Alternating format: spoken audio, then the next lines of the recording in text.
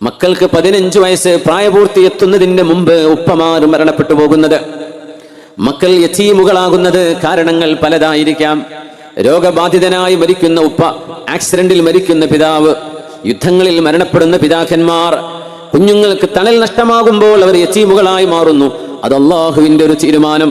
എന്നാൽ ആ ഒരു ഖളാഇൽ തന്നെയും സത്യവിശ്വാസികൾക്ക് അള്ളാഹുവിന്റെ പരിശുദ്ധമായ സ്വർഗലോകത്ത് ഉന്നതമായ സ്ഥാനങ്ങൾ വാരിക്കൂട്ടാനുള്ള അവസരം ആ ഒരു ഇബ്തിലായിൽ അള്ളാഹു ഒരുക്കി കൊടുക്കുകയാണ്.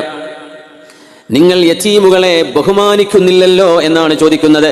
കല്ലാ ബൽ ലാ തുക്രിമൂനൽ യതീം. യതീമുകളാകുമ്പോൾ ആ കുട്ടിയുടെ ഉമ്മ വിധവയായിരിക്കും. വിധവയായ ഉമ്മമാരാണ് അവർ, ഭർത്താവ് നഷ്ടപ്പെട്ടു പോയവർ.